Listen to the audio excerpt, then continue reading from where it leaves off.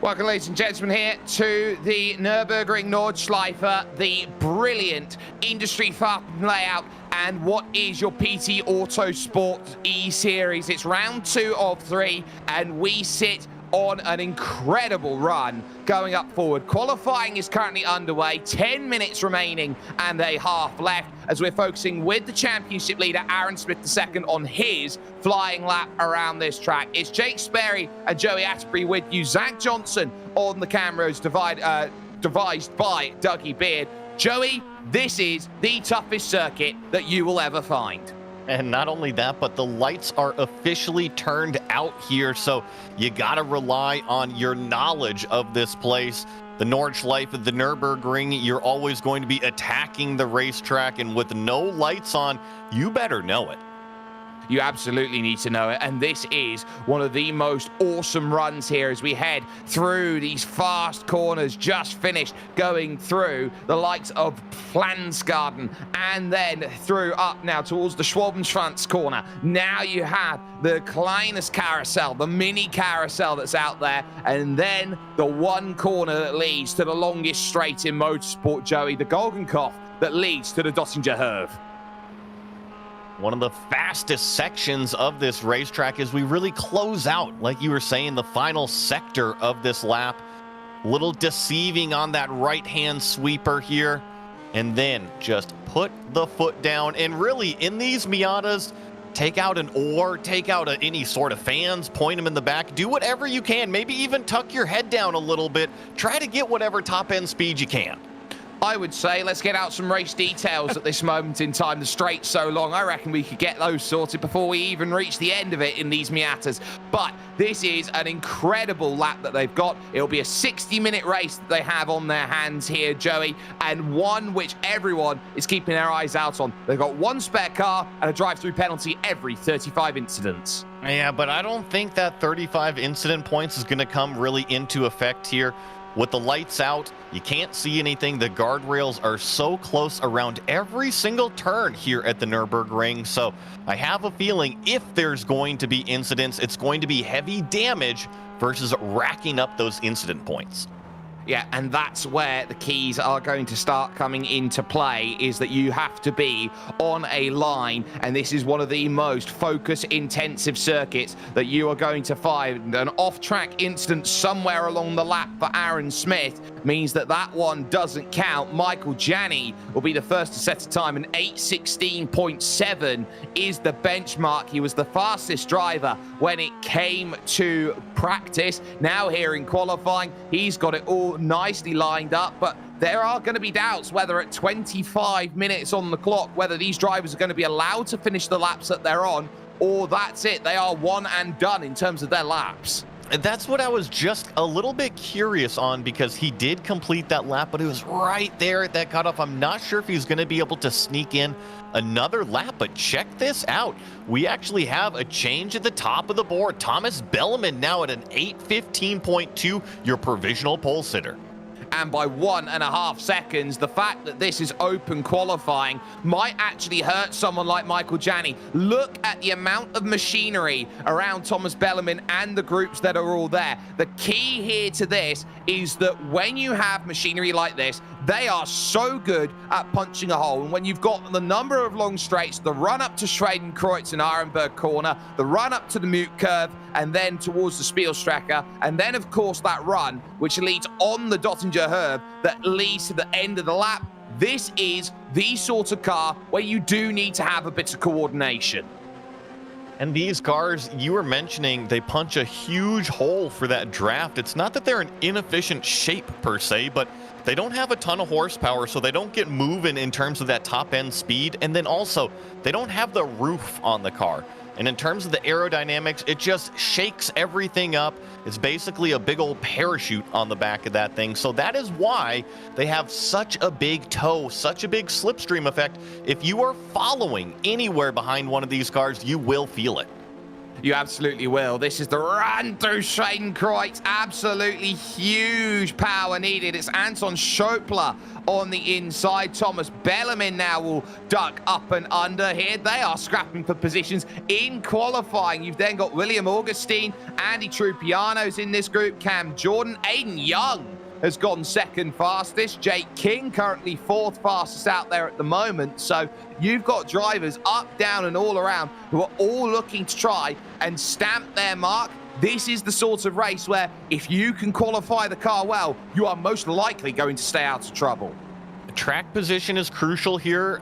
It's incredibly tough to just get any sort of pass done on the Nordschleife. Not only that, but it has to require coordination. So if your competitor is not willing to make a pass happen, trust me, it is incredibly difficult to go side by side. So yeah, track position, qualifying, it is crucial.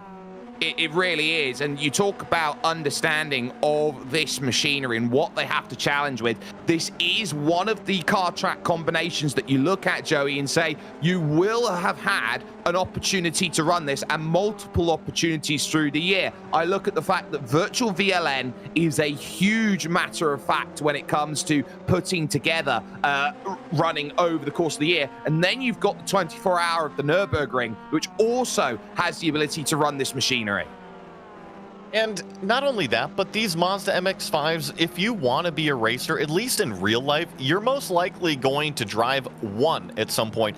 Maybe not a cup car, but maybe a Spec Miata, maybe one of the Global MX-5s that are out now. So you're right. I think the platform between the car and also this racetrack and how much racing goes on it on a yearly basis, you're right. It has a fitting home. And that home, of course, is here quite often. 4 minutes, 10 seconds up the hill through Exmüller corner.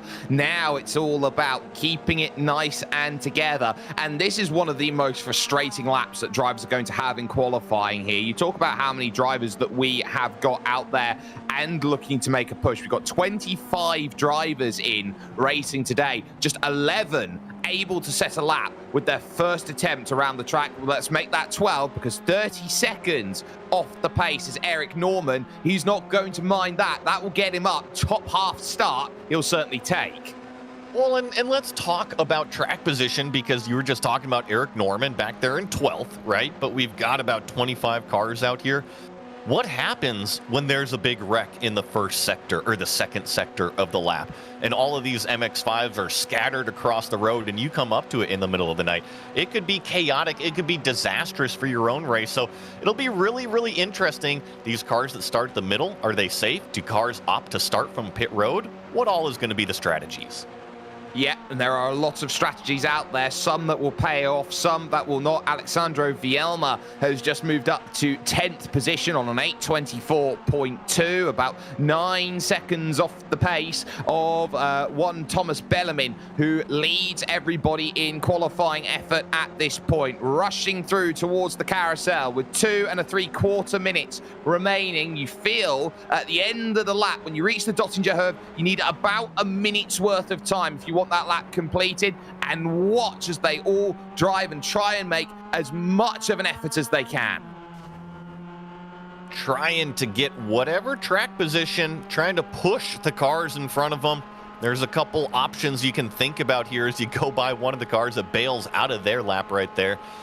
If you're in one of these trains, Jake, you can use that slipstream to your advantage, right? It pulls you along down the straightaway. However, in some of these corners, what if they aren't up to the same pace that you are? They can actually be holding you up in certain sections. Yeah, and that's going to be the concern that they all have. They do not want to be in a place where their lap is being compromised, and any contact, as Trupiano sees in front, Cam Jordan and Anton Schopler making contact, any contact which will be 0x, 2x, 4x in terms of the iRacing no-fault system, goodbye lap. Well, I also saw Thomas Bellarmine, who is our provisional pole sitter. He pulled it off, so I think that he might have had one of those incident points. And what is the point in carrying on? You might as well get your mind right, because since qualifying is running out, you can't put another lap at this point. No, you can't. You're definitely out of time for that. You need a full out lap to get yourself around and sorted again, which is the big issue that some of these drivers are going to have. Can they get themselves around? And just to top it off as well here, Joey, the way that it sorts these drivers, they haven't set a qualifying time, is that they are sorted by their iRating. That's typically how it goes. So if you don't put in the time on those official races and you have a low I rating, well, that means you're going to be starting at the back of the field of the cars that did not put down that lap time in qualifying. If you've got the highest I rating, well, you'll be at the front of the pack that didn't put down that qualifying time.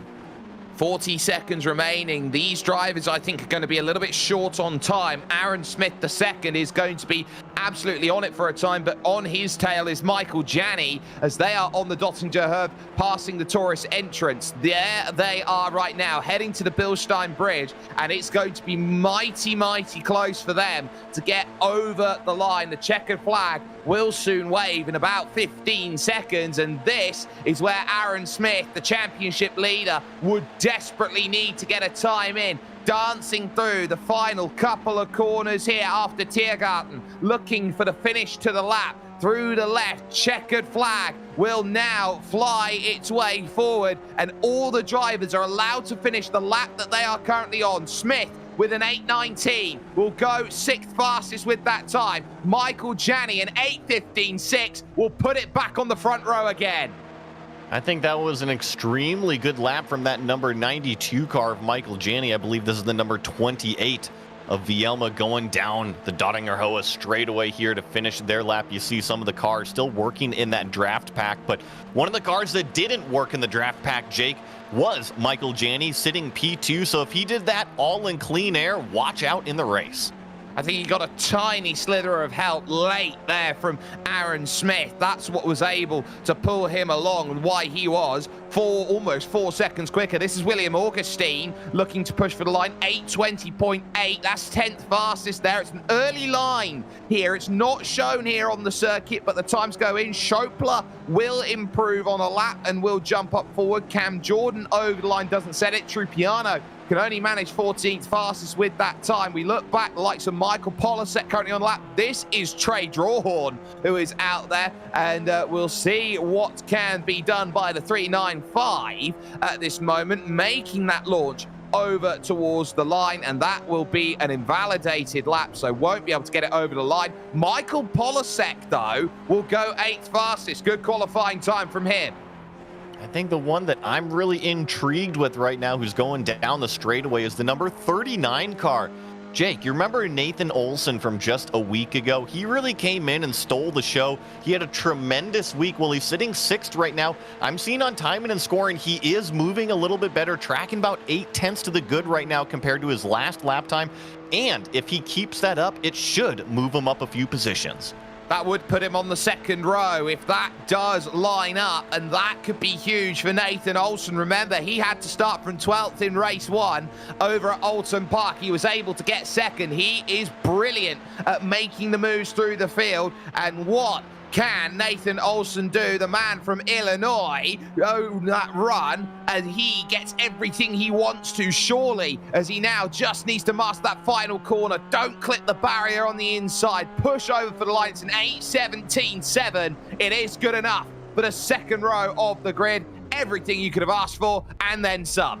That was a great way to close out that lap from Nathan Olson. So you got to be pretty happy with that 2nd row here, at least provisionally right now. We do have about 9 minutes in change. So any one of these drivers that had started their lap before the checkered flag came out, they can finish it. Yeah, and those will be Seth Aldretti, Benjamin Forster, and Alexandro Vielma. Those are the 3 who can go out there and put their times together. Vielma, as it stands, we focus with at this moment. Oh, absolutely wringing the neck up over the hill in the middle sector through the ice curve and now through the Flansgarten section. This is the first of the Flansgartens, which leads to this very difficult right-hander. You often get air through this section. You have to be so alert to when the car actually touches down, almost like an aeroplane, for you to hit the brakes. Then you come down the little short chute here into a nice sweeping right-hander up and over through these jumping sections. I love this part of the racetrack, Jake. It is just so flowing through this, and then you drive a car like the MX-5 that just, it likes the turns, it likes the twisty bits, it just feels at home. It absolutely does feel at home. This is one of the most amazing runs that you will get to see in sim racing, and we are with it right now. We'll take the chance as the final drivers get through with their qualifying to bring in for a conversation Jason Myers, who is here with us, the big boss, some would say, when it comes to PT Autosport. Jason, first things first, in terms of this series, getting this eSeries together, when did this idea of bringing esports into your talent consideration happen? Looks like Jason, we're grabbing him for the interview right now. Jake, we just want to make sure that he is all dialed up, ready to go as we continue to watch Vielma. Let me see if we can grab him for you. Hang on one sec, Jake. Yeah, we'll get the chance then to do so in just a moment, but we'll stay with Vielma just for the time being here on the Dottinger Herve. What an incredible run of straight this is. You can't ask for anything more out there in terms of putting it all together. This lap here, 8:04 currently under the Bilstein Bridge. 8:24 is the current fastest lap as things stand. But the question is going to arise. Will this be enough to improve on that position? Currently 12th fastest, 9 seconds. Well, it's about 3 that needs to be found here. Tipping through into the pitch. No improvement. Coming down pit road here, and that is the little shallow pit entry. I don't think we're going to be seeing it used much here today, but jumping back over to a couple more cars on the racetrack. From what I see out here, looks like Benjamin Forster, Cam Jordan, and Seth Aldretti are the only 3 cars that are still out there running on the racetrack right now that can still put the lap time in. Ben in the 123 car, Cam Jordan in the number 19, and Seth Aldretti in the number 84. But we did already see Cam Jordan cross the line after the checkered flag, so he's just getting practice out there. Forster, the most likely to improve then on time in the 1:23 machine, hasn't set a representative flying lap at this moment, but is trying to throw everything together to move somewhere up over the top. So the question that you have to ask is, when you reach this long straight here, Joey, and you know that you've only got a couple corners to put it all together, do you absolutely gun it if you realize that you're only a tenth off or half a tenth off?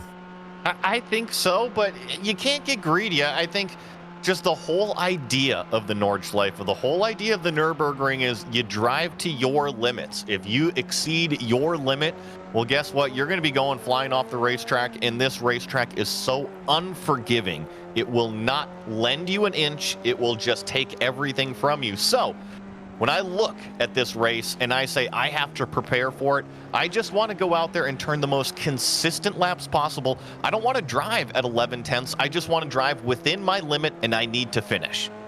Good time there from Benjamin Forster, an 8:28. That will go 15th fastest. Aldretti will be the last driver then over the line, and that will be an 8:48.1, so able to set a representative time, and crucially is going to start from 18th position then on the grid with that effort. That is going to put everything together then in order to put a lap on the board. Just before we take a look at our drivers lineup here for an hour's race at the Nürburgring Nordschleife Industriefahrten, let's take a look at what makes this circuit tick with our GSRC track guide.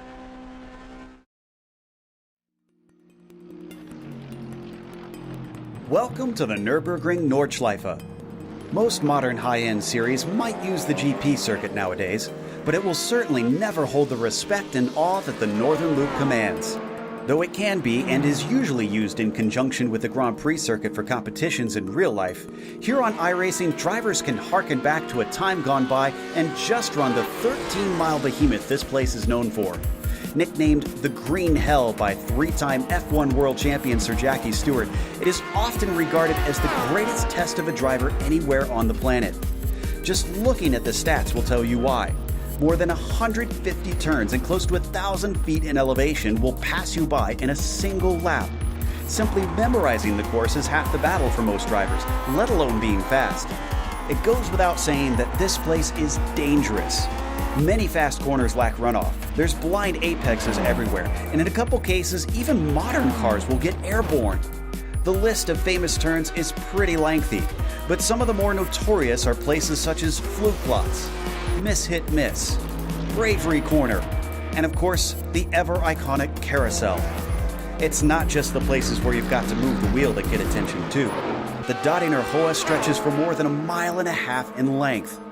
While you would think this circuit would mainly be limited to the track days most gearheads flock to for a chance to lap the ring, it still sees quite a bit of wheel-to-wheel combat.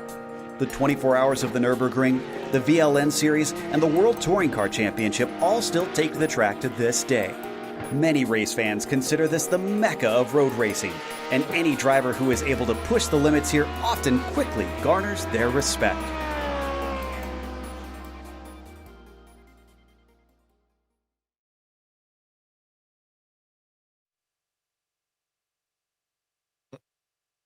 It's the most legendary circuit out there. You cannot ask for anything more. You can see it is pitch black here at the moment. There are no cars out there on circuit, and 2.5 minutes before qualifying officially gets itself closed and we head ourselves to the grid. Joey, just before we do that, we need to talk track, because this track has 154 turns. It's nearly 23 kilometers. And the one thing that often gets forgotten, this is the spiritual home of sim racing. This was the place for year upon year before they moved it to Dusseldorf, where Sim Racing Expo took place.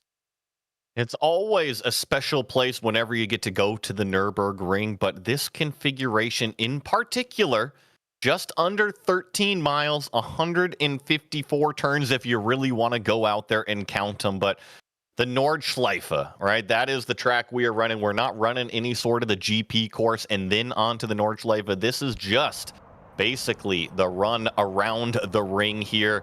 You're going to be having to battle the track the whole time. We talked about those incident points in the race analysis. Pretty much throw them out the window. If you get in trouble in the grass here, you most likely, I shouldn't say most likely, but about 90% chance you will meet the wall. And there are so many technical sections. I look up at the likes of the Megetsfeld section over through to Kallenharden, right up on the top end of the circuit. This is a track that is massive, and so massive, Joey, that you get some of the villages here around here. You get entire villages, entire communities based in the middle of a race circuit. You don't often see that. No, you don't, and this is one of the European tracks that I have not been to in person. I know that Joe Peak was there just about a year ago, or maybe even this past summer, so he was pretty excited about it. But Jake, to what you were saying, I think the biggest difference between a lot of these European tracks and some of the American tracks is the towns, the cities, all of these villages, they really get in and support the facility. They support what it is. Here in North America, we don't get that quite so much.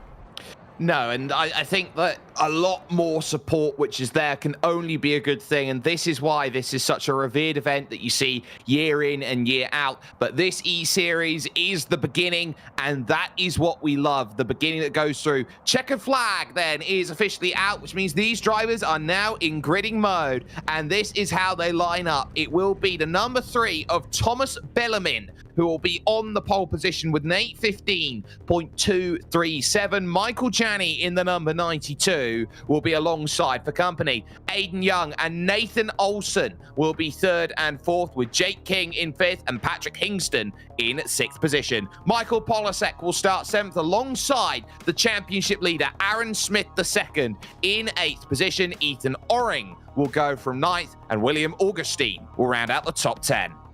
In 11th, we have Alejandro Razzo. Then Alexandro Vielma next to him in the 12th place position. Aiden Crawford lined up 13th. Andy Trupiano in 14th. On row number 8, we have Benjamin Forster lined up alongside of Anton Schopler.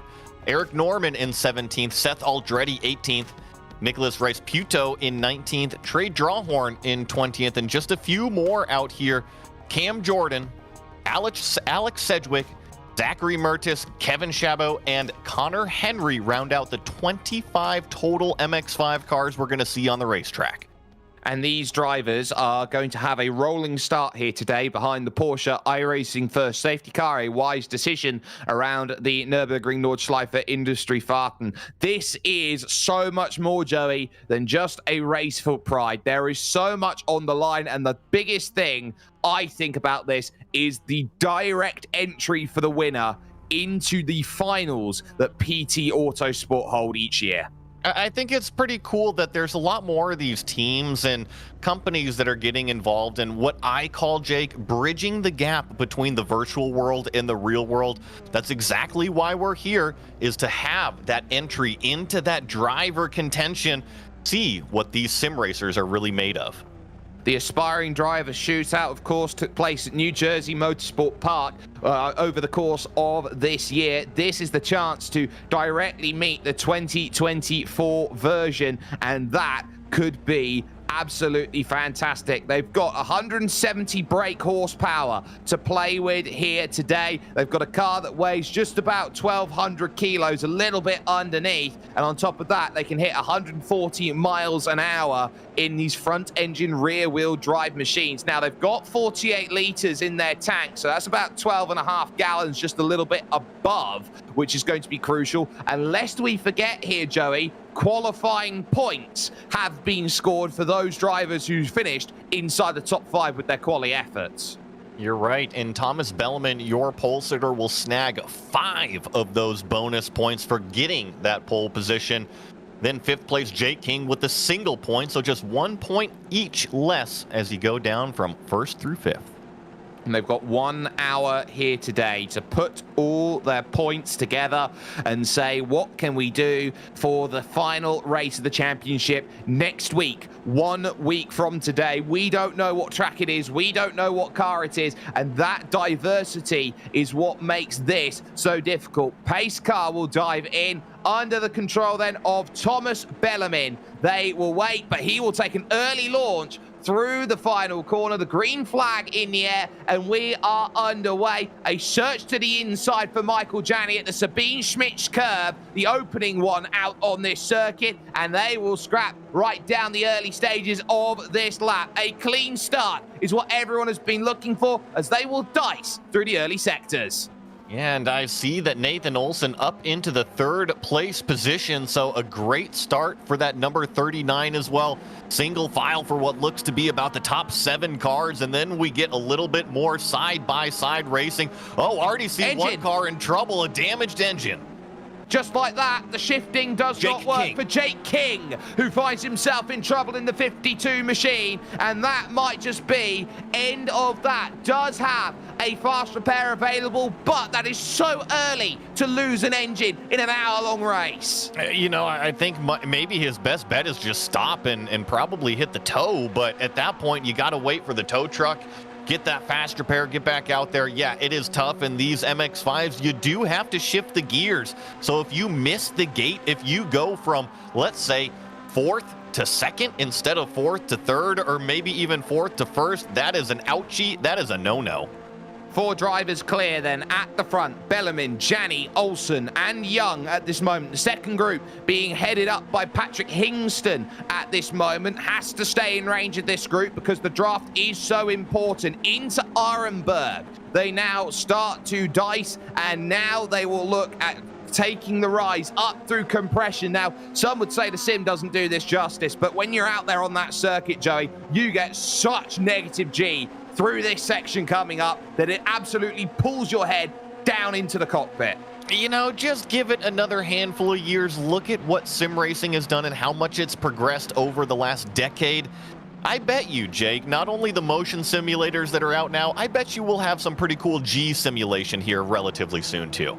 I don't doubt you for a second, and I think that's what's going to be great. Now up into 5th position is Michael Polasek, who will now lead the secondary group's charge, making the move sorted on Patrick Hingston. You've got the championship leader in that group as well, Aaron Smith II. That will be a priority now for the front 4. Break away. Do not let that driver in 7th position get into play. On board with Hingston in 6th, rushing up through now the middle sector of the lap, and these very tricky corners here, down into about 3rd, 2nd gears, and trying to just marry up an exit. And I think if we're sitting here in Patrick Hingston's point of view, I think I'm relatively okay because we're coming up to about the halfway point here through the first lap, and you can still see that group of lead cars. You got the championship leader right behind him. So I feel like if you can stay within the draft touch of this front pack of 4, you're still looking all right. Yeah, and I'm pretty sure these drivers will be very happy with the way that they have been working at the moment. They've gone through Verstappen, and now they head over towards Exmuller Corner. Not this one, but the next one. And that charge up the hill is where it's going to be important. Now, Bellarmine with 0.6 of a second. You feel in this machinery, Joey, you want 1.5 seconds to snap the rubber band, and nobody inside of what I would say the top 11 has a rubber band worthy gap at this moment. I don't see anything, but I think that this right here, after this first right-hander, we go up this climbing non-straightaway. This is going to be our first opportunity, Jake, where we're going to really see the slipstream, the toe, and a potential side-by-side move.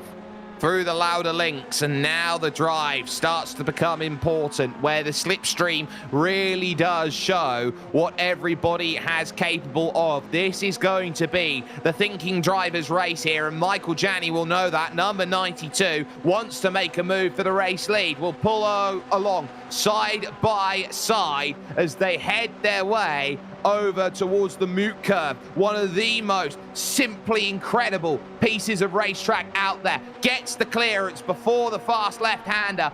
But the crucial thing is, Thomas Bellarmine isn't going to take no for an answer. He's going to look to try and attack straight back, try and get up and under then for this next right-hander, but it's not quite there. So patience will prevail, and now they will head to the carousel. And I think the big thing that I learned from that section right there, Jake, is even though Janney was able to get around Bellarmine, just even that bit of side-by-side, look at where 3rd and 4th place are. They had just a little bit of a gap, almost like a stiff arm's length gap, and now they are right back up on the bumper with them.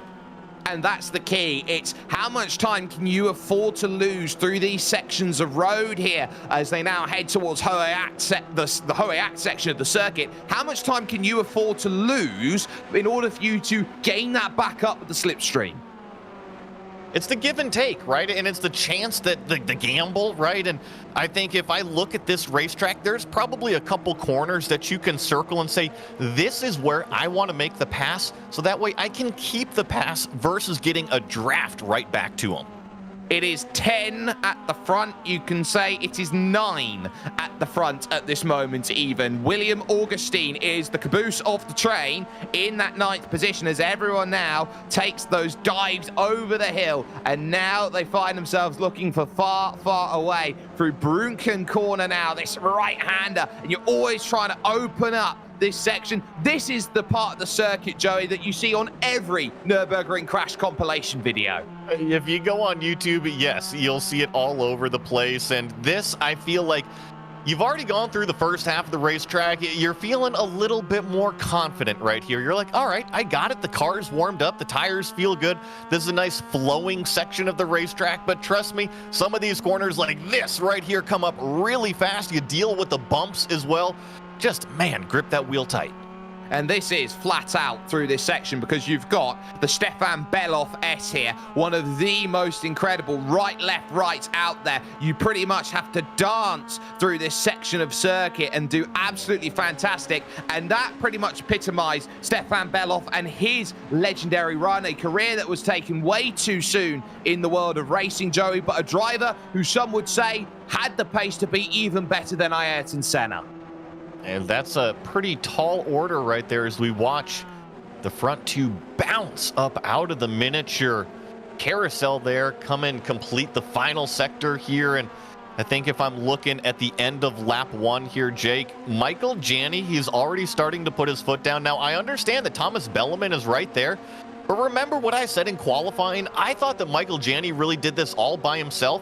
And if he gets up there and is able to break that slipstream, it's going to be a tough night for everybody else. Well, the issue he's going to run into is, can he break it from everybody else? Bellarmine is going to stay with him every single stage of the way. It's about Olsen at this moment and how quickly he goes. But look at that over the back. We've got some old school bump drafting at the front of the field. On board then with Aiden Young, who finds himself in 4th position. And that bump is doing enough. They've only closed a 1/10 of a second on the straight. Now they move side by side. And this is where Olsen's now starting to gain that time. See who's latest on the brakes. I bet you Bellarmine is going to want to take this lead back, actually cross the start-finish line as the leader here, which it looks like he will do. So Michael Janney will fall back into the 2nd place.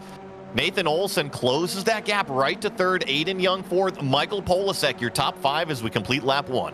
But if they can continue on a run like this, and they can do this for the entire stretch of the race, yes, it's Thomas Bellarmine who will take the advantage moving forward as he blinks about a little bit at the front. You got, though, the really nice ability here, though, Joey, to say, you know what, Michael Janney, if I can make the pass over then through towards the mute curve, my opportunity then becomes a case of, I know I've got the pace to stretch out the field behind me. That might not be the case with Thomas Bellarmine through this opening sector. And, you know, I don't want to shortchange Thomas Bellarmine, right? He's our pole sitter. He went out there. He passed Michael Janney on the straightaway. He led our first lap, so he clearly has the pace to go out there and kind of break that clean air.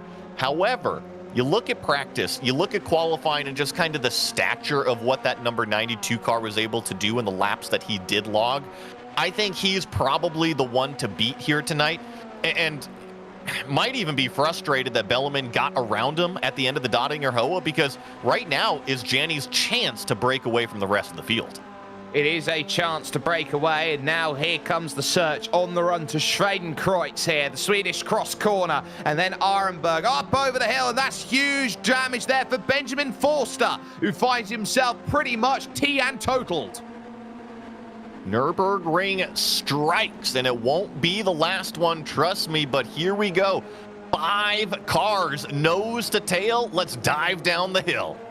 And now, here comes the rush back up again. And now through towards the foxhole corner, the compression, and then Ardenauer first at the top of the rise. So there is the next focus. Janney absolutely streamlined behind Thomas Bellarmine at this moment. Nathan Olsen, comfortable to wait. Then you've got Aiden Young and Michael Polasek. Now, Aiden Young, last time out, was incredibly aggressive. It's been a lot more tame from him here today, as you get that sense that this is a circuit like no other. Look at all of the graffiti over the circuit, a memory left to make a lifetime's worth of happy memories. Well, and Jake, you were talking about that 427 car of Aiden Young. Remember how different the car and track combination was last week. I mean, those ARCA cars around Olten compared to little MX-5s around the Nürburgring. Some cars and drivers, they mix and match well. Sometimes they don't, and right now could just be an opportunity where that 427 much more gels with this combination. Yeah, and now look at this here behind there with Polasek struggling and slowing up a little bit. Aaron Smith just gets through O-ring there. Polasek, not often that you see that. A small mistake going forward that could have been anything up to a slowdown penalty out there to drop those positions, but not wanting to be at the front. I reckon it might have also been preservation there, Joey, because of the tap he got from Patrick Hingston to go, no, I don't want to risk my race. I'll go to the back of the pack. That's fine by me. It very well could be. If you're getting too much pressure in the mirrors, I guess the best way to describe it is anxiety, right? Is that you look behind you and there's somebody just chomping at the bit, waiting to get around you. Well, you got to hit everything perfect. You worry about the brake marker, you worry about the turn in, and all of a sudden you're making mistakes. And sometimes, yeah, you just need to kind of pull to the side, say, hey, you're being too aggressive. You go on through, let me recollect and get it back together. And it's not just that, it's the fact that you're racing at night as well, and it's not something that's often talked about, but how much more difficult is it, Joey, racing at night than it is racing in broad daylight? It's all visual, right? And from what I found from personal experience, Jake, is we're going to watch Michael Janney try to pull the same move that he did last lap. Wonder if he's actually going to push Thomas Bellarmine this time. Looks like he's going to dip out drivers left. But what I found, Jake, driving at night, you're just much more relying on your instinct and reflexes versus your visual cues, which is how you drive in the daytime. However, you actually go faster at night. It's cooler at night. Most of the time, the racetrack is open. We've got side-by-side Michael Janney and Thomas Belleman. This is actually going to stick to side-by-side. Janney cleared him last time. He did, but not this time here. Through the right-hander, and it looks like Belleman's going to hold. Now Nathan Olsen is going to try and get into the party here. They all dive for a place on the brakes, and behind that, Patrick Hingston was able to close up a gap of 1.2 seconds on that straight and nearly had a lunge on Aiden Young. Look at this train. This is what it's going to be like all race long. Searches left and right as they hit the carousel. Well, you know, and credit to Nathan Olsen because he could have looked to the inside of Janney, and you saw Michael Janney go really deep into the brakes there and just almost get into the back of Belleman, but there was space given, and I think that this front pack right here, they're all trying to get that maximum lap time, but they want to see each other finish the race. Now, in a pack like this, Joey, sometimes it's not about the driver who's standing out and making a name for themselves this early. Quite often you find in a race like this, and it's something that's often seen with the MX-5 series out there in the United States, it's normally the driver who keeps quiet through the opening half of the race that makes a statement late. Well, I'm going to say not even the MX-5s and in real life, but let's just draw back on a week ago, right? Aaron Smith, he was hanging out in the third place position all race long. The front two leaders tussled. He was the one who came home with the checkered flag. So it can even happen right here in the PT Autosport Series. It absolutely can, and with the unpredictability, of course, of where you're driving, what car, what track, what conditions, you're very much isolated in that respect. How do you look to prepare for all of this? And in terms of being the great all-rounder, how important is the adaptability factor going to be to decide who is the best driver, who is going to come out with this championship? How do you prepare, Jake? I think that all of these drivers, they've been on the service for years already. You know, I don't think that you can necessarily say, hey, I'm going to go prepare for this specific series where we don't know what cars we're going to be in. We don't know what tracks we're going to be in. You have to rely on that knowledge base that you already have gained from years and years of racing different cars, different tracks out here, and just understanding what sim racing can and can't do. Then you are ready to come and race in a series like this. Now, on the Dottinger Herve on lap one, this was the sort of scenario. It was too clear and everyone else was trying to chase. Now everybody is a lot closer. This is where it can get scary. And this is how quickly a race like this can go from being close single file to two wides and three wides. Someone might end up with a monster run here on this straight. Enter the Dottinger Herve, and this is where you've got to position yourself finally. And just everybody's got to be respectful, pick a lane and stick to it. Usually when we get to see three wide and there's cars moving around, that's when the danger happens. Nathan Olsen's going to come up and give a big old shove here to Michael Janney.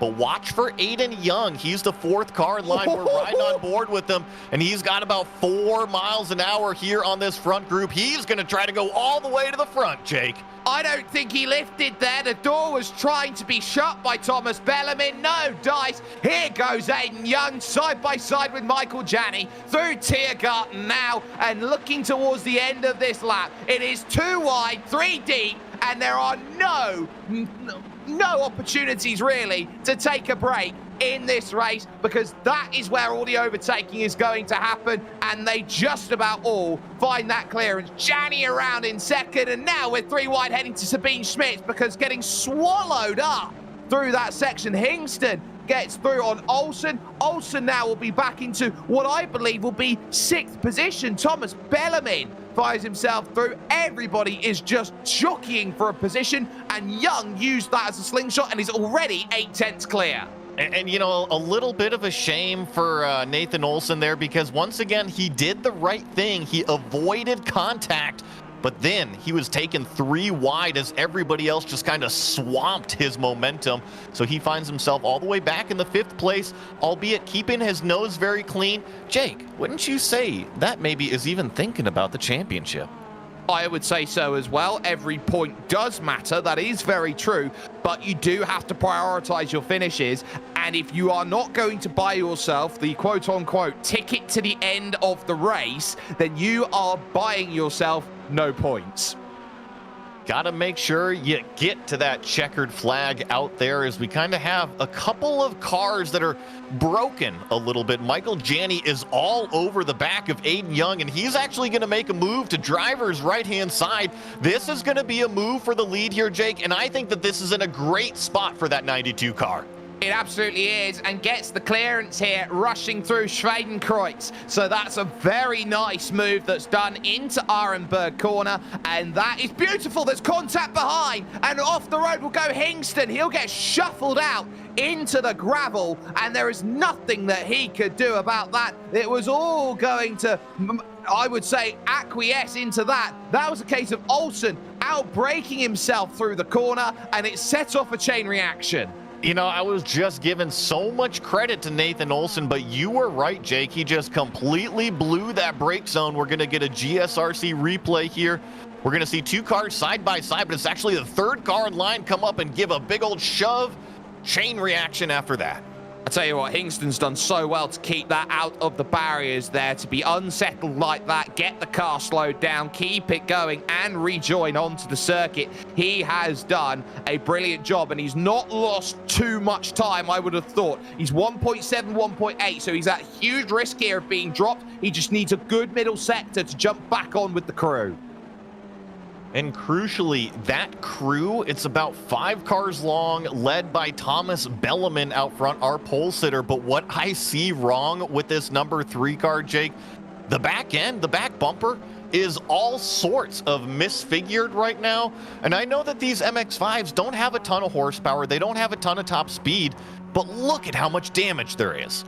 Someone's taken a huge bite out of the back of that Miata, and that is not, I would say, the most healthy meal of the day. What is absolutely very shown and showcased at this moment in time is that exhaust. That exhaust is absolutely showing down there at the bottom, which I think is definitely suboptimal for what is going with the air over the rear of the car. Trust me, if I saw that car in person and that thing pulled up into the garage, I would be looking for a new chassis at that point, because the rear frame rails are totally bent. Everything is, it's a mess under there. And that is what Thomas Belleman will have to scrap around with for the next 40 minutes of this race. And we talk about it being an hour, how much fuel they've got in the tank. You also have to remember that if you're at the front, you're doing most of the work. If you're doing most of the work, you're using a lot more fuel, and sometimes when you're sat in the pack, you will have more fuel to attack late on in the race. Key now, as Michael Janney is 1.1 seconds clear at the front. I think the 92 car is gone. I think unless Michael Janney makes a mistake himself, he is going to set sail, increase that lead, and just be gone from the rest of the pack. But hey, you know what? I'm proven wrong all the time out here as we're getting this run here. Nathan Olsen's going to try to get around Thomas Belleman. This is for the 3rd place position. He's got Ethan O-Ring giving him a shove. That's that second car with the pink roll bar here as he goes side by side with Belleman. And also look out, Aaron Smith, our points leader, is now in the group. Look, they've got to work together here in this group if they want to have eyes on maximum points. This group's going to have to work together to try and bring those two in front, Janney and Young, back together. The gap managed to fall back down to 0.7 of a second. It's now 1.8, which is the chase that they currently have to scamper on back. But they've got another incredibly technical half of the race to try and catch down Michael Janney, who arguably has one of the greatest sim racing resumes without victories. He's looking pretty good right now, but I think crucially that 4.27 of Aiden Young, he has stayed antagonizingly close. He's right there at 0.9 of a second. So as we come to close this lap number 3, Aiden Young still in that slipstream range. Yep, he's got a chance, and when you've got a chance, you've got an opportunity, you absolutely need to go out there and take it, and that's what Michael Janney is looking at here from behind. Aiden Young is still there, is still in range. I have to drive now at 100% to break his spirit this early on, and that has a number of consequences. It also can very quickly turn against Michael Janier's situation. If he starts pushing too hard, going outside of the realms of what he's capable of doing, he might find himself in a world of hurt somewhere in a barrier along this 154 turn, 22.81 kilometer circuit. He knows how important it is to break away, to be given this opportunity. He's trying to make it stick, and at 1.5, he's very nearly got it. You talk about the aggressiveness and the mistakes made. Now, I'm not putting Michael Janney up on a pedestal, but you look at how he is driving, how he's approaching every single corner, every single lap out here. He has been the cleanest driver in the field, at least that I have seen. And when you talk about that clean driving, you're able to limit those mistakes. And around 154 turns, Jake, the less mistakes you can make, the further you're going to pull out and the faster you can do it. Yeah, that's going to be his modus operandi at this moment, rushing up through a number of these incredible corners, up then over the top, getting sorted then for the Schwabenschwanz, and now through the mini carousel. This secondary group is going to look at one thing and one thing only, trying to chase it down, but it's lost that coordination. Nathan Olsen has fled the coupe and has realized, well, if I can't get it done with a group of friends, I'm going to have to go on my own. And now it's starting to string out because that coordination is gone. Yeah, well, and remember, Thomas Bellman also has that damage on the back end of his car, so he's trying to stretch it out and leave Ethan O-Ring and Aaron Smith in the dust here, but out onto the longest straightaway, I have a feeling the damaged car, it's going to be a little bit of a sitting duck. Well, 195 only from Thomas Bellarmine. It's 200 from the group behind, and Aaron Smith is absolutely hauling. He'll be the one who will look to make the move and gain 2 spots here in this group. So Aaron Smith will realize now's my time, and they are going to go in flying formation either side of Thomas Bellarmine to make that move, which will really frustrate him in terms of how far he's down in a straight line, rushing under the Bilstein Bridge and looking to try and really open up this chance. They are not going to budge between these two. Inside line favors Smith with yellow roll bars at this moment, and he will get the clearance. I think that was a great move from Aaron Smith to vault himself up into that 4th place. Remember, he was the championship points leader coming into today. However, he did not get any bonus points there in qualifying, so it is just going to be the race points available for that number 70 today. I'm going to be curious. Nathan Olsen with his bonus points in qualifying, it's going to be really tight at the end of it. It will be, and I'm sure that all of these drivers will be thinking about, okay, can I get out of here with a hefty amount of points, or am I going to be in a scenario where I am really going to struggle to get what I want to out of it? Here in the dark, there is no hope of light, and this group now continues to form. Bellarmine now trying to get past O-Ring at this point. Patrick Hingston is back there, and so too Michael Polasek. So Hingston's recovered, has managed to coalesce and get back onto the group. That is a Herculean effort to get back in range when he was almost 2 seconds away. A great comeback from Hingston, and then also Bellarmine. When we saw him get swamped 3 wide, I looked at the MPHs, Jake. 127 miles an hour versus 120, so he is 7 miles an hour down on the straightaway. Now, he did have a little bit of slipstream helping the other cars, but you gotta feel for him, because if he can keep this pace in the pack and still be down on that straight line speed, he is just wheeling that car.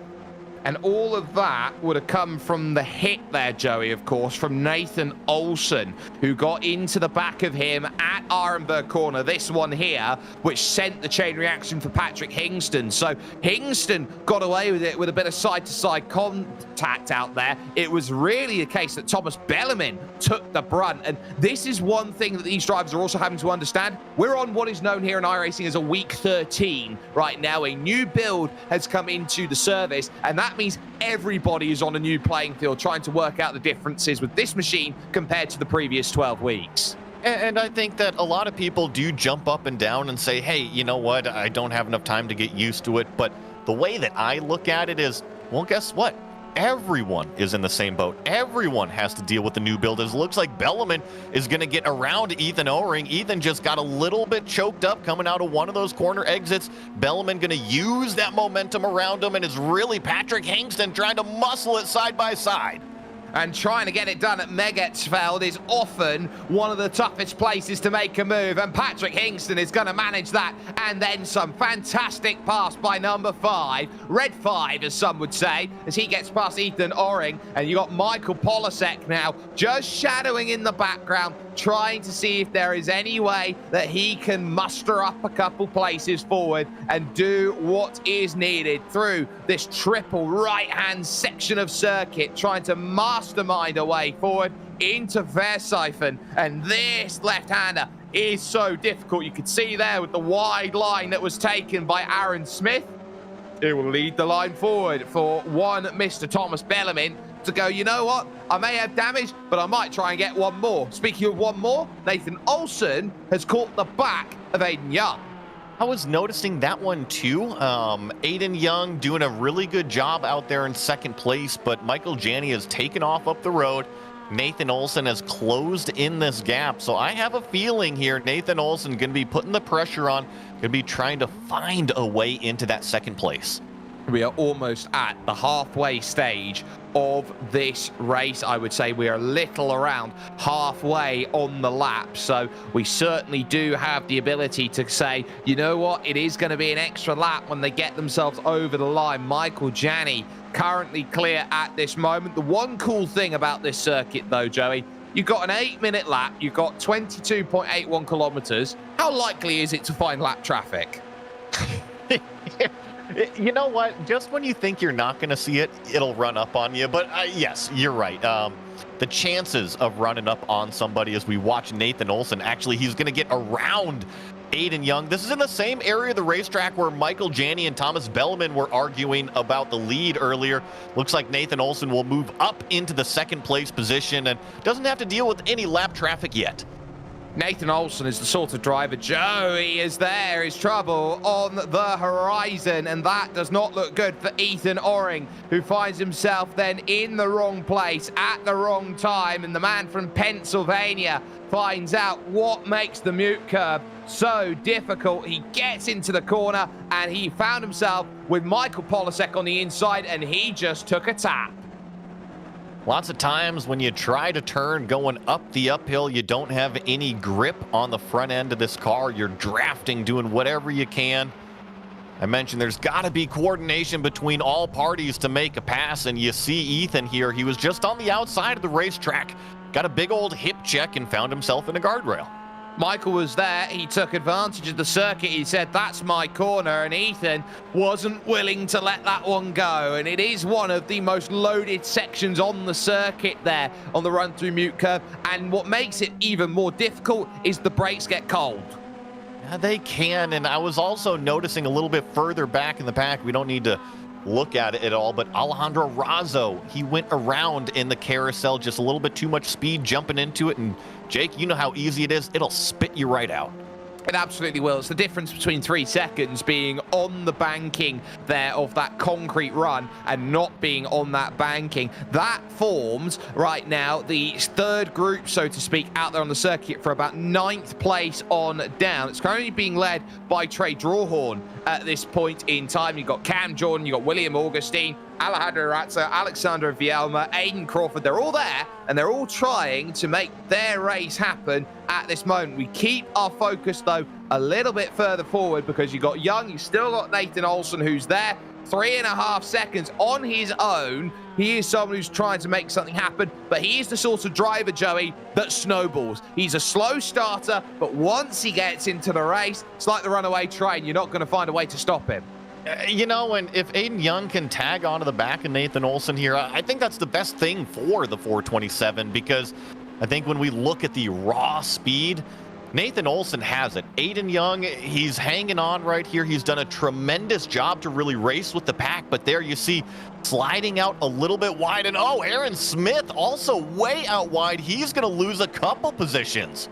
Well, more than a couple here. He's not even on the banking. He's going to have to really scrap for it. They're 3 wide, heading to the Golden Cuff. Someone's going to have to lift out here, and I think it's going to be Patrick Hingston who ends up the worst part of it. Round the outside goes Michael Polasek, making it beautifully sorted there on the outside. Ultimately opportunistic, and now Hingston and Smith are going to battle for the draft there of one Mr. Michael Polasek, and they're going to be very sorely disappointed if you are Aaron Smith, because he's going to find that he is on the wrong side of the tracks. And you know what? These two little cars in front of them, they're playing some games up here. Which car do we want to give the draft to? And I mean, they are literally stuck side by side between Aaron Smith and Patrick Hingston. And here's Thomas Belleman. Remember, this is the car that gets swallowed up. Look at how slow he is on the straightaway. We're going to go 3 wide again. He absolutely will. I think it's going to be 2 wide only, because Hingston's going to pull over to the outside through Tiergarten and make that pass, and then following through will be Aaron Smith. Belleman, you're helpless at that situation. You just look at it as a driver. You've got damage. You have to try and hold on with the group. You know you've got the talent and the pace to make everything happen, but the car won't let you have it. It's tough, right? And I think the only thing that you can do is you just need to hang in it. There's 26 minutes left in the race. I know that Belleman is dealing with damage, but you don't know what's going to happen to the other cars with the time remaining. And just to make it seem like it is a very short race here, Joey, they've got 4 laps to go. Albeit 4 very long laps. And remember the cars that we were talking about earlier, Aiden Young and Nathan Olson? I was saying that Aiden Young was doing a really good job just kind of hanging on the back, letting Nathan Olson set the pace. Well, down that straightaway, he used that draft. He finds himself back in the 2nd place position. One thing I can say about this young driver, he came to race and he will scrap for every position.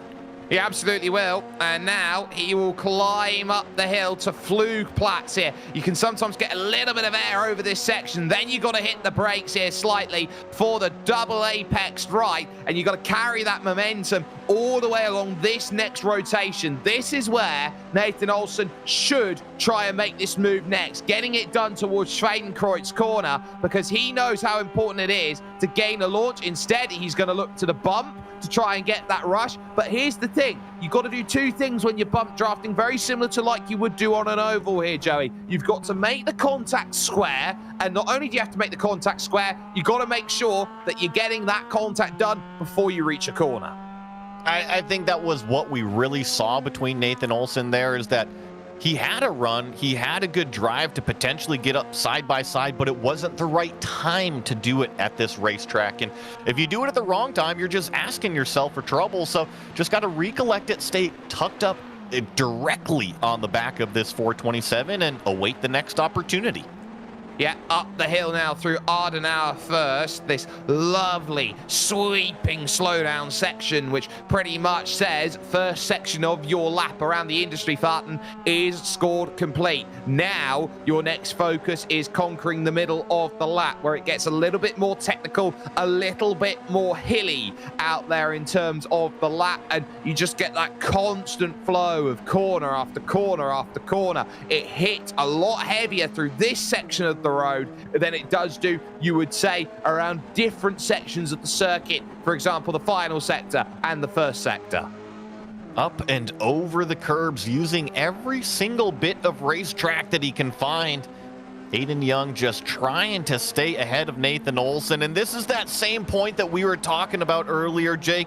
A car in your mirrors, the anxiety that it gives you. It is so easy to make a mistake when somebody is literally looking over your shoulder at everything you're writing down. We're over the halfway stage. Got 23 minutes and 50 seconds to go. Michael Janney is your race leader. 4.8 seconds to the good he finds himself at this moment. There is second and third, which we've been riding on. 5 seconds now the gap back as Aiden Young looks to try and keep Nathan Olson behind and keep him in check. The group behind that is almost another 4 to 5 seconds back. This is Michael Polasek who leads the group, with Patrick Hingston and the championship leader Aaron Smith II currently on course to lose that championship lead to Nathan Olson, with Thomas Belleman on the back trying to do everything in the power to hold station. You then follow behind that with Trey Drawhorn in 8th position, Cam Jordan in 9th. And quietly having a race right now is William Augustine, Joey, who started the race just off the back of that group. And as that sort of expanded out, he hasn't been able to hold the same pace. No, it's just a little bit of a lonely race for William Augustine, but in the grand scheme of things, sitting in 10th place right now, collecting very valuable championship points. Remember, points pay all the way down to 14th place here, so as long as you are sitting really pretty inside of that top 10, I think you are gathering some nice points. And the other thing that I was going to mention here, Jake, Trey Drawhorn, Cam Jordan, our biggest movers, both plus 12 each. Yeah, they're having absolutely fantastic runs at the moment. A bit of side-by-side here as well as they now rush along this early section. Now, there are no points, so to speak, for gaining those places, but you do gain into the championship point race if you can find it. Young able to maintain the gap then with Nathan Olsen over that section. Janney +1, Young +1, Olsen +1. So they're all getting those big +1s, which they can all be very happy with the way that they've been running about. You look a little bit further down the order, though, and see where the races are. There's Drawhorn, there's Cam Jordan, but behind you got Augustine, who's actually being caught right now by Crawford, by Razzo, and by Alexandro Vielma. So that next group is going to be a chain of 4. You can see it right now, and they will head towards the carousel. This is for 10th place on back. And I think just given the pace that William Augustine has been doing, that number 211 car, he's going to get swallowed up by Aiden Crawford and Alejandro Razzo. Remember, Razzo, he spun coming out of that very corner right there, the carousel earlier. So looks like he has got it pointed the right direction here. But now looks to be, 5 cars, William Augustine, Aiden Crawford, Alejandro Razzo, and Alexandra Vielma on the back end. Yeah, and they're all going to want to try and sneak up, gain as many points as they possibly can. You talk about how important the points here are. It's 1 point increment, points pay down to 14th position, Joey. So you're down in 14th place, which Ethan Oring is right now. So the difference here in this battle is between 2 points and 5 points. Now, I'd much rather have 5. Exactly. And if you're in Vielma, the caboose on this train, you see, you're pretty much salivating at this point. 3 MX-5s lined up right in front of me. All I got to do is one at a time, and there's a handful of points. There is a handful of points there, and every point will matter in terms of final positioning in the championship and the looks that they will try and get to, I would say, maneuver their positions with 20 minutes left here in this one. It's starting to turn into a pack mentality style of race. Everybody's got their own little group at this moment in time. Everybody is trying to find an angle to gain that extra position. Now is the time, I would say, with 1/3 of the race remaining here, Joey, to pivot, to say, right, what can I feasibly get between now and the end of this race? And if you want to talk about that, I think one of the reasons why we see the groups here, Jake, is just because of the tow, the slipstream effect with these cars, that if you don't get the pass done at the right corner and can run away from somebody, well, the tow on these slipstreams, it just brings everybody that you just passed right back to your rear bumper. And that is always going to be the port of call that gets watched. Michael Polosek on the front of the train will have Patrick Hingston first and foremost, trying to make this look and trying to find this overtake. We'll look over towards the right-hand side. No, it's going to give him a bump. He's going to go the other way this time. He's going to give him a push. That will bring Aaron Smith II into play. He'll want to try and get onto the back of this too in order to find the overtake. Olsen's already made his move forward. He's now back up into 2nd place, but here comes the chance then to see who wants to make something happen. And Olsen looks around behind him. He will see that Aaron Smith does not want to make that move with Polosek and Hingston just there, and suddenly sneaking up on the middle of all of this is Mr. Damaged Rear Bumper himself, Thomas Bellarmine, who's going to say, well, if you're going to all play chicken amongst each other, I might as well come in and steal a couple legs. I think he managed that very nicely. He used the car that is the weakest on the top end speed. I was a little worried with him being the caboose on the train going out onto that long straightaway, but it actually helped him the most. If he's out in front, he's just a big old parachute, a big old lead weight. But if he has everybody else push that air, he can actually kind of keep up. Yeah, it gives him a chance to pretty much work in the same sort of range. I think that's going to be the key in terms of what he's looking at here. It's damage limitation at this moment in time. Now, you're looking around at every single place you can make a move, and Thomas Bellarmine, through the tight and twisties, is looking very, very aggressive, has a car that works for him absolutely fantastically. He is searching through every single piece of real estate here through the opening section to try and find an angle of attack. And I think that he was a little bit aggressive earlier on in the race, and he's really toned it back. And I do feel for him because he has all that damage. It's going to be a race of what if for Thomas Bellarmine. Yeah, and that what if will be, well, what if I could have stayed in the group with Michael Janney and Nathan Olsen early? What if I didn't have that piece of contact? Our group would still be together and it wouldn't have splintered out as much as this. Here is the look then at what he sees in front, and this is where it gets crucial. 1, 2, and 3. Bellarmine, Polasek and Hingston are all there as they scrap about through Schwedenkreuz. Now looking towards Arenberg, they all dive on the brakes and find themselves an angle, but quite comfortably for them all, it's line astern. And Aaron Smith has found his way back into this one as well. So our points championship leader coming into today still looks right in front of him and has a handful of points right in front. Oh, no, was that Vielma with problems you were saying? Yeah, number 28, finding the car to a stop then, in not the nicest place on the circuit. So that there was at Flugplatz, and that didn't look like there was much to it. So I don't think he's clobbered anything, so to speak, out there on track. I just think he's had a moment out there of maybe something technical, which has basically said, I don't think I've got steering, I'm going to have to pull the car over. It can happen in the real world of racing. We have mechanical failures all the time. We're going to get a GSRC replay of exactly what happened to Vielma here.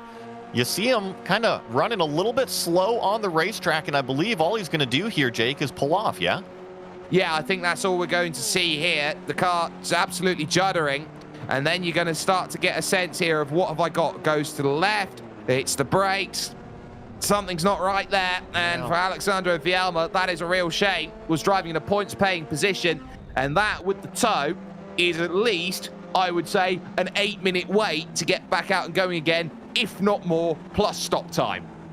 Definitely tough for Vielma out there. And I want to get a little nerdy here, Jake. I want to talk about Thomas Bellarmine and his pace and where he has to position himself for the best possible results. Because remember, if he goes up here and passes these 3 cars or 2 cars right in front of him and goes out onto the Dottinger Hoa on the last lap in front, he is just going to get swallowed up from everybody behind him.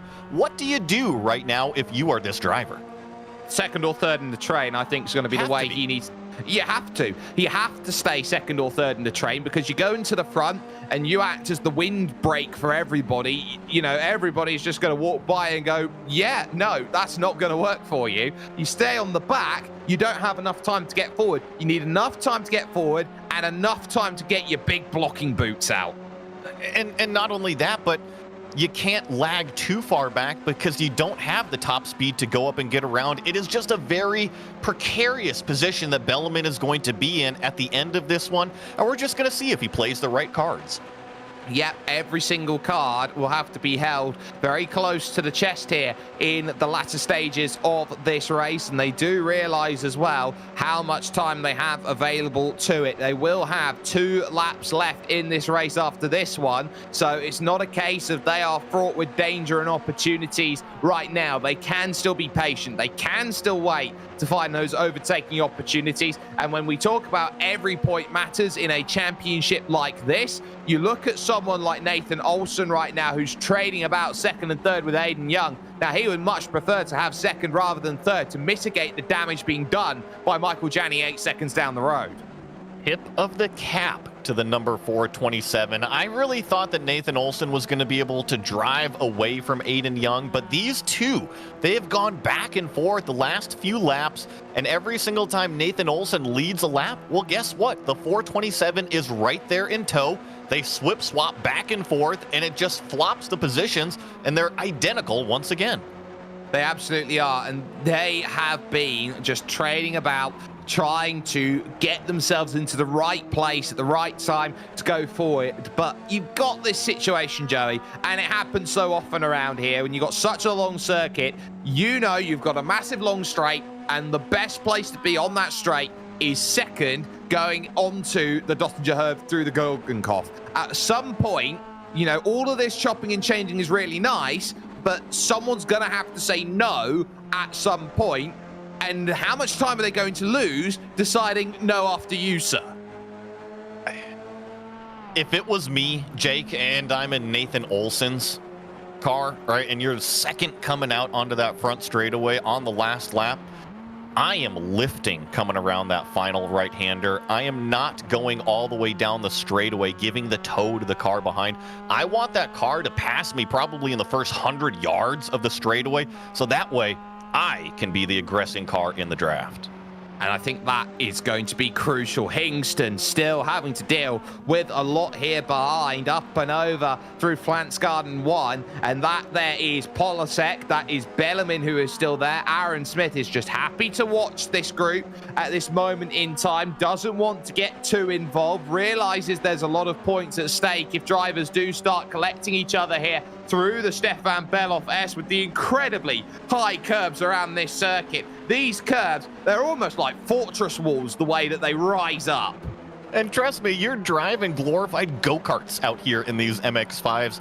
If you looked out the window, you would be intimidated at how high some of these curbs are. You absolutely would be. You know, you just have to look at them funny and they're going to spit you out sideways. And that is what they are going to be dealing with every time they go and attack. This is the one circuit, I would say, in the world, Joey, where you don't go out there and attack this circuit. You have to respect this circuit. Agreed. And if you don't respect some of these curbs, they'll just spit you directly into a guardrail. But this is one area that we don't have the curbs. We have just got a long straightaway. And if this was real life, you would be seeing all of the hand signals, the variety of, hey, you go over here, you do this, and nobody has any idea what the other is saying. Well, who's going to direct traffic at this moment in time? There might be a push here onto Michael Polasek from Thomas Bellarmine, really trying to get clearance here under the Bilstein Bridge. That's going to be the hugest port of call at this moment, is going to get that clearance on Hingston. Bellarmine's still going to need to push because he's going to try and get the clearance then two on Patrick Hingston, and is going to manage it on Red 5. So brilliantly done. 2 laps to go when they cross. This going on for 4th, 5th, and 6th positions. That a lovely pass. And I'm over here with the notepad out, taking notes. If I'm Bellarmine, I think the best possible opportunity is 3rd place going out onto that straightaway, because if you're in that 2nd place, Jake, you can't push the car in the lead that efficiently. You got to be that 3rd car in line. But the issue that he's going to run into here, Joey, is the fact that the moment that he breaks out into any form of clean air to make that move, he's going to have a parachute. 100% agreed. It's just how far forward can you make it versus how far back can you fall? That is the ultimate yes or no question that will be decided in the next 15 minutes or so, because of the fact that they will have 2 laps to go. Michael Janney running a frantic pace here at the front of this field. That's a little bit aggressive, though, as a line from Michael Polasek. He's got to be careful about jumping too far over there, because he might pick up a slowdown penalty if he's not too careful. And that is a give the time back. You have cut the circuit too much. iRacing regulates that via AI, and they just say, hey, if most of your car is off of the track and you are cutting the racetrack, aka a shortcut, they will pop up that delta bar and say, hey, you've got to give back X amount of time here in the next 30 seconds or you're going to get a black flag. And that delta is often measured on the average lap times that these drivers are creating. So that's what makes it so interesting for how much time right up to the rear through Schwedenkreuz and into Arenberg. That nearly a push on Polasek that doesn't quite work. Still trying to, I would say, navigate a way through on the exit. That not happening. No, sir, not yet. And that then for Thomas Bellarmine is another sign that he's got pace and he's willing to use it. Patrick Hingston doing a terrific job. He's that 3rd car, that 2nd set of headlights that we're looking at right here. just hanging on to the back of this one. And really, Jake, I think with how aggressive Bellarmine has been, Polasek also just kind of hanging on out here. I wouldn't give up if you're Patrick Hingston. You might be sitting in a position kind of like how Aaron Smith was last week. Yeah, and Aaron Smith, by the way, has really dropped off this group now to about 3 seconds back. And that is a real shame in terms of how he's been going about things then over the course of this. I think he realizes, I kind of need to get out of Dodge here. I kind of need to go to that final round. Yes, I'll give away some points here today. Yes, I'll give away my championship lead. But what am I gaining back out of it? I'm gaining an opportunity to race for the championship and that ultimate ticket to get into the PT Autosport finals of 2024. Nürburgring is unforgiving, and if you are driving over your limit just to stay with the pack, you have to take a breath, look at yourself, kind of step out of your helmet, step out of your race car and say, you know what? You just need to chill out a little bit. You've got a great championship points lead. You need to collect points right here. Don't blow it. Absolutely. Points is the main priority out of any race at the Nürburgring, and these drivers certainly know it at the moment. Up the hill, Polasek still leading here in this group.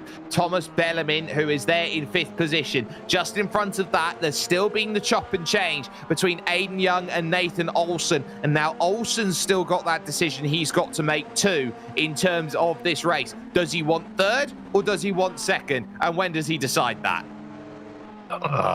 That's a tough one, and if you're Nathan Olsen, you want 2nd place, right? You had a tremendous first week out here in the PT Autosport Series, so I think you look at the battle with Aiden Young and how Aiden finished in the first week.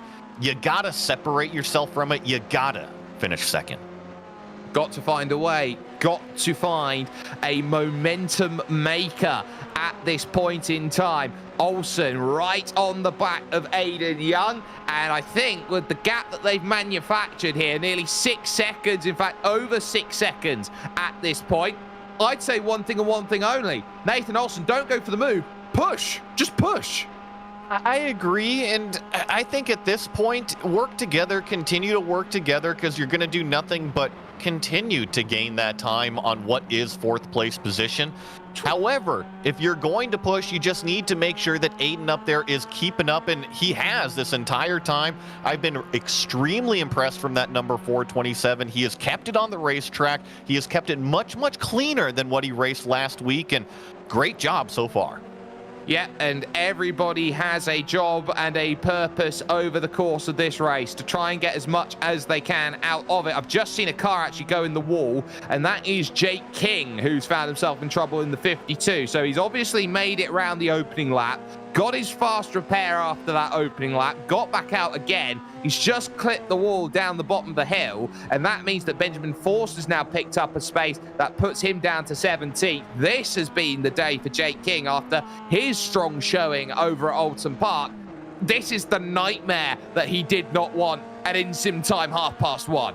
It's tough, and when it rains, it pours on the racetrack, and Jake King is kind of figuring that out right now inside the number 52, but hey, you know what? Gather it back up. We're still out here to race, and even though you're not collecting a checkered flag, it is still about learning and having fun with your buddies.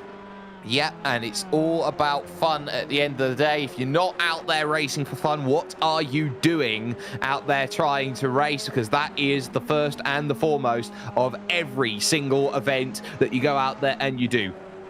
Opportunity 1, do you have fun? Here is, though, Aiden Young still in 2nd position, still holding everything beautifully together through the brilliant section of road, up and over that section through Fransgarden, and now through towards the Stefan Beloff S-Nex. That's going to be the ultimate section of road. You're trying to maximize the track through this section, and this is what makes this circuit so difficult, is that you've got such a narrow, windy road here, which can pretty much spit you out everywhere, and it's designed in such a way here, Joey, where you have to use all of it.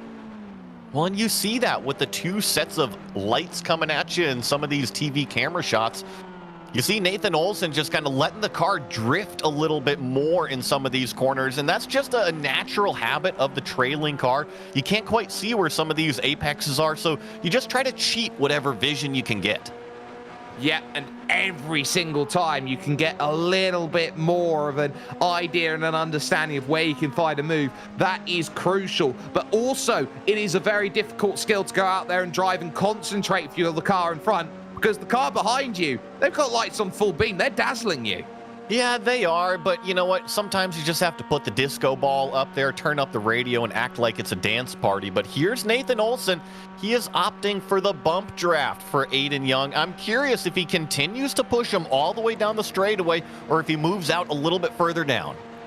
I reckon he'll push him all the way, because he's going to wait for this one straight on the final lap of this race to conduct a move to go into second position. I think this is all set up right now, and Aiden Young, right now, he finds himself with a fiddle in his hand, and he is going to have himself a battle with the devil. See, just got to make sure you stand on these brakes to get the car slowed all the way down from its top speed. Both bounce up over the curbs, finish lap number 7, and they do take the white flag here, Jake. Last lap.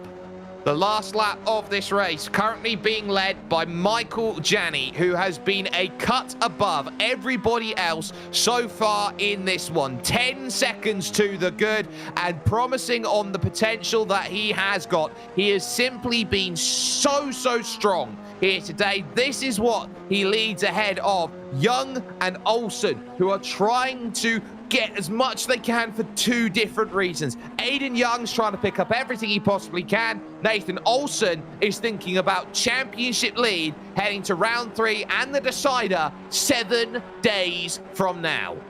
Well, who is going to get it done? I think Aiden Young, in my opinion, is the story of today's race. After Olden Park and those ARCA cars, things weren't looking as bright as what he wanted in terms of the championship fight, but had a tremendous qualifying effort, was in the part of the main pack, and then once it got separated out, it was really himself and Michael Janney that ran away. Nathan Olsen was able to hunt him down, but this is a totally different Aiden Young than what we saw last week. And on top of that, you have got 4th, 5th, and 6th. Patrick Hingston leads Michael Polasek and Thomas Bellarmine. Bellarmine with the damage to the rear of his car generated by Nathan Olsen. That will be a cause of contention out there in terms of how his race has gone. But this group right now, they're all searching for an angle, and Bellarmine is looking every which way to Schwedenkreuz to try and find a pass on Polasek. And Jake, we weren't watching it, but Bellarmine had actually gotten to the lead of this group of 3 coming out onto the straightaway. And then with that damaged car, obviously, he was the sitting duck once again. So I feel Thomas Bellarmine, the most aggressive of these 3 cars right here, and also probably the fastest, but has the slowest equipment. Yeah, and that sometimes can be a cause of frustration out there for many a driver when they feel like they've got the talent to go quicker than they can, but they are limited. And that feel is what is real out there for Thomas Bellarmine. And he will also feel like it wasn't his fault here today, because he got the hit from behind. If it was in front, you can see the damage that was made. No, I 100% agree. You gotta feel for Thomas Bellarmine. He was doing the right thing, and he just got caught out by somebody else. Wrong place, wrong time. Happens so often here at the Nürburgring. Through Megetsfeld. Then for these drivers, and the push now towards the middle sectors of the laps, and who is making decided moves where. Michael Janney, by the way, has found lap traffic on the Nürburgring. Hey, you said that we weren't going to see it, but here's Michael Janney proving you wrong, Jake.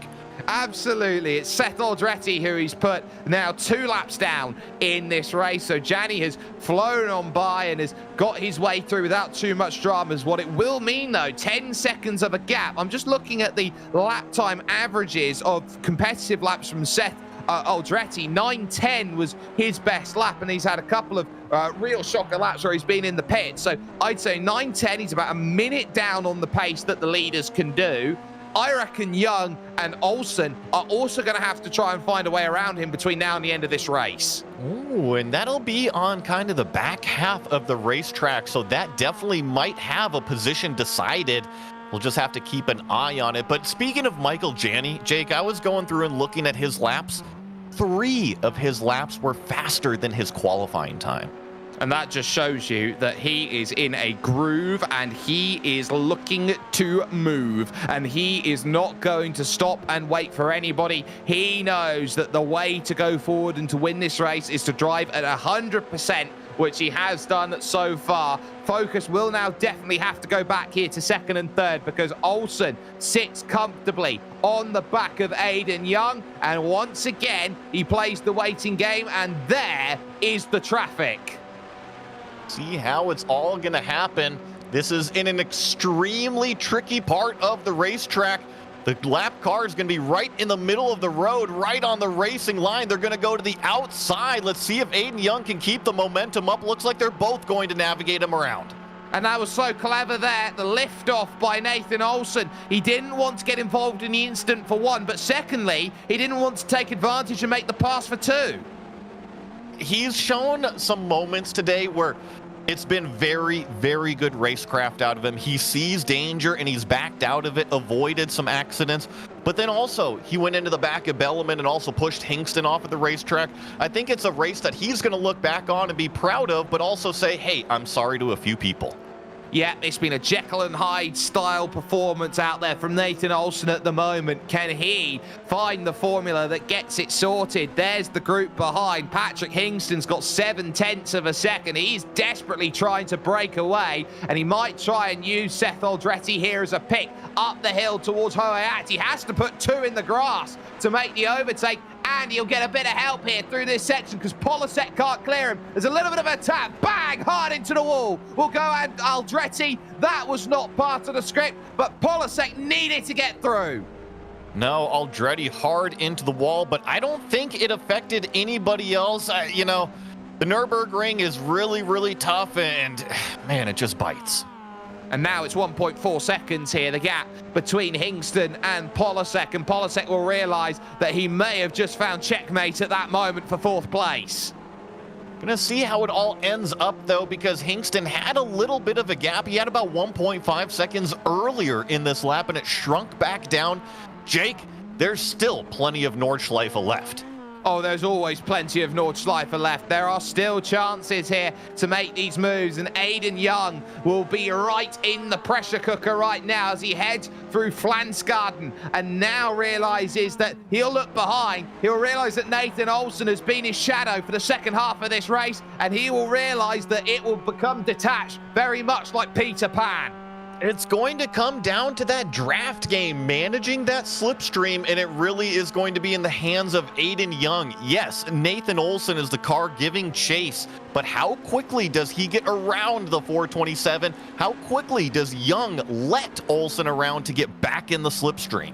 Those are the questions that will be asked in 2 corners time. They will now head to the miniature carousel here. This long left-hander, about second gear, 115 Ks, 115 clicks of speed. And then they have the right of the Goldenkopf corner, which will lead them onto the Dossinger Herb for the final time in this race for 2nd and 3rd positions. No way of catching Michael Janney. He is light years away by comparison at this point. There he is, making the lonely run along to what will soon be his victory here in the PT Autosport eSeries, provided he has no dramas. Down at the end, you can see just in the background the headlights there. Olsen hasn't had the greatest run, and now he's trying to gather it up late on this straight. If he wants to move up into 2nd position, mitigate Michael Janney's damage, they will pass the Taurus entrance on the right. Now it will be about when you make the move. He has timed this brilliantly,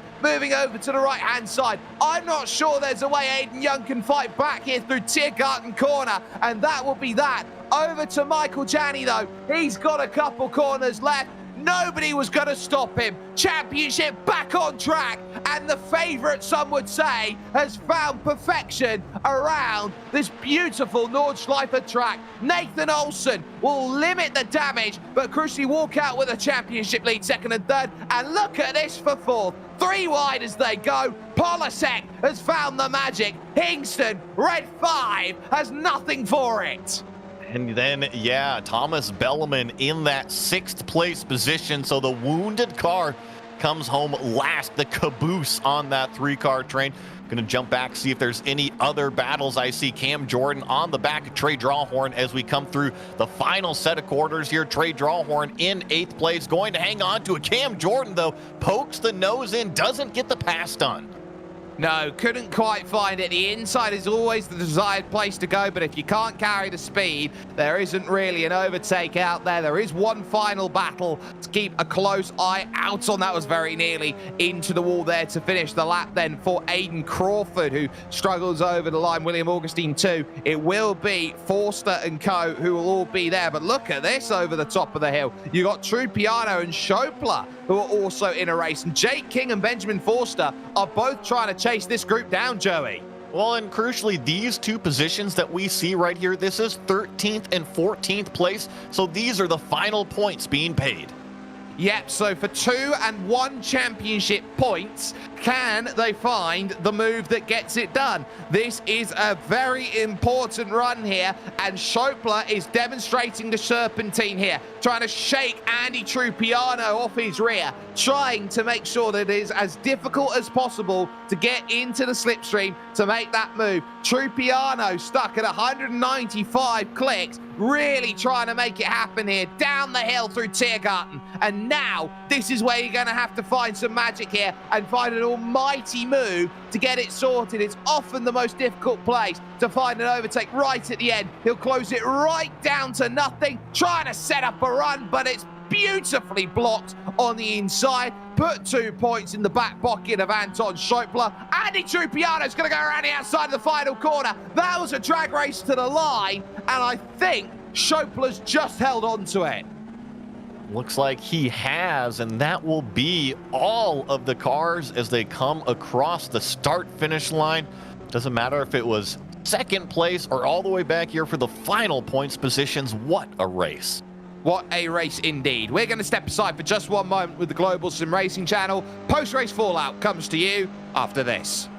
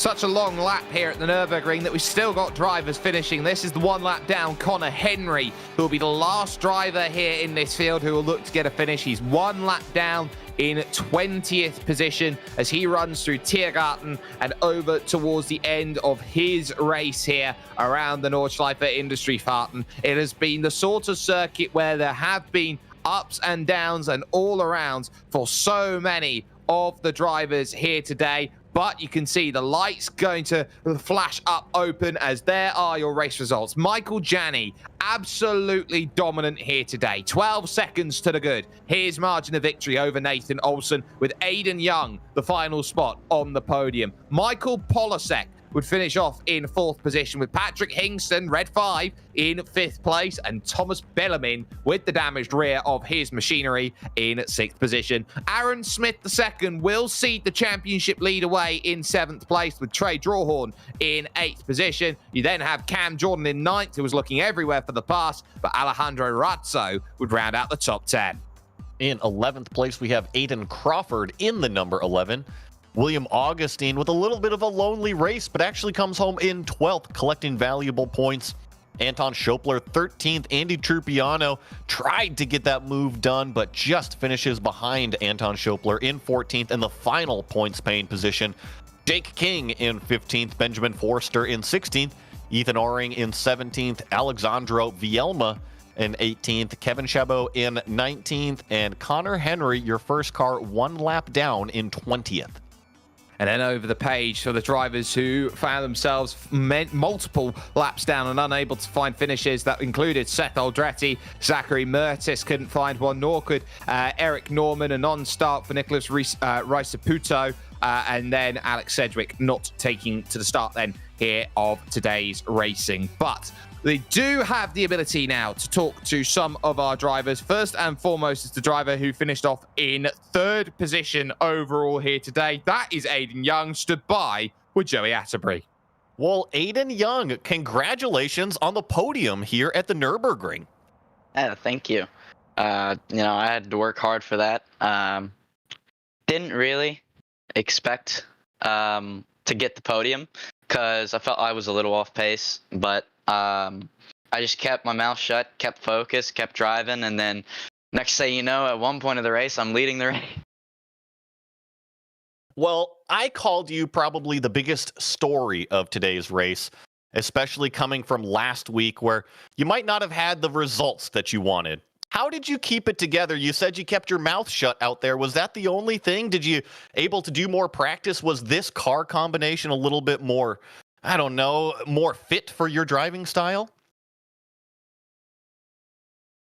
Probably more so the driving style, I guess, because I just raced last weekend in go-karts, and my kart was set up loose to be fast, so this car is kind of loose, so it kind of felt similar in a way, which maybe helped me out a little bit. But then also the confidence from last week, even though I was taken out, at first I had gone from the back to the front, so that's big confidence booster. But then also being able to stay with the top guys and then qualifying 3rd, that definitely helped with my confidence going into the actual race. I just tried to keep it clean and have some fun during the race, and I ended up on the podium. So super happy, and hopefully I can carry the momentum into the next races. Well, so speaking of the momentum, you qualified 3rd, so you get the bonus points for qualifying. You get the great points here for the 3rd place finish. How do you prepare going into the final round, and what is your mindset?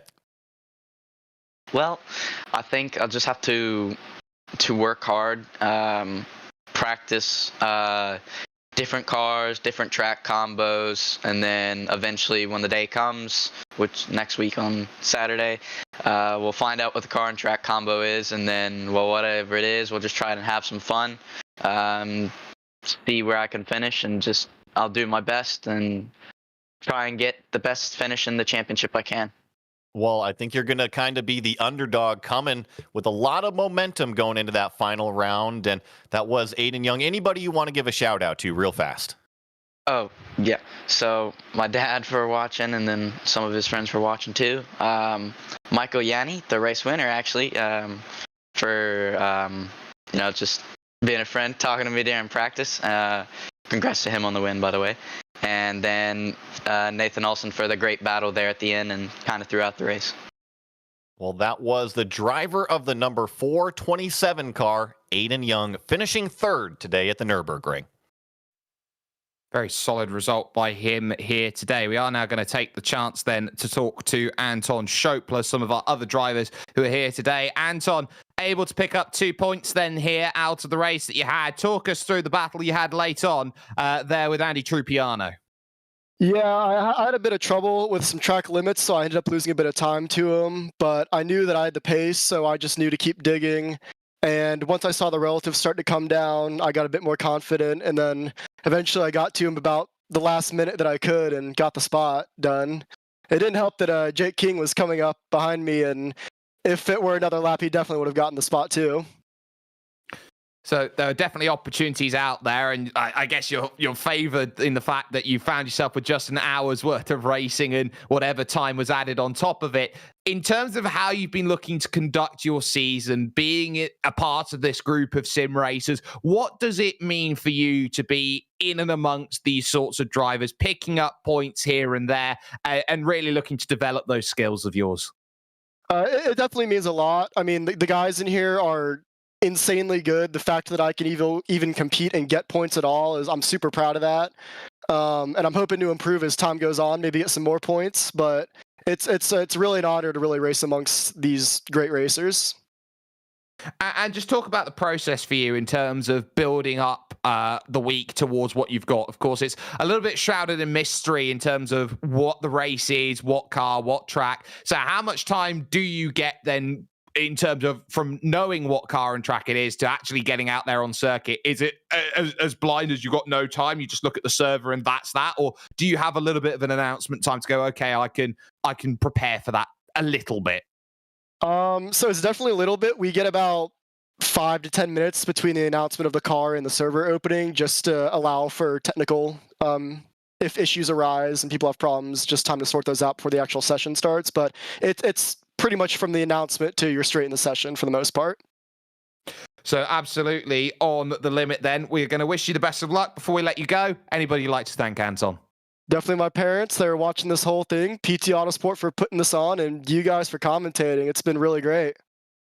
No worries at all. Anton Schopler there joining us with a 13th place finish at the end of the day, and every reason to be excited. Double fist bump as well. You got to love that too. That is going to bring us then to the conclusion of the work that we've done here at the Nordschleife Industriefahrten, an absolutely incredible racetrack which has brought together some great racing. I want to thank the team here today, of course, from Joey, from Zach, and from Dougie. You can catch all of the equipment that has been used over the course of our broadcast, as well as the music by June Lalonde. You can catch her stuff on Bandcamp if you have not already. In terms of where you can catch us social media-wise, of course, we've got our Facebook, we've got our X, and we have got our Instagram. And on top of that, you can go over to our website and our merchandise store, gsrc.storenv.com, if you haven't already. You've got loads of amazing broadcasts scrolling across the screen, the start of a brand new season, but the culmination of this one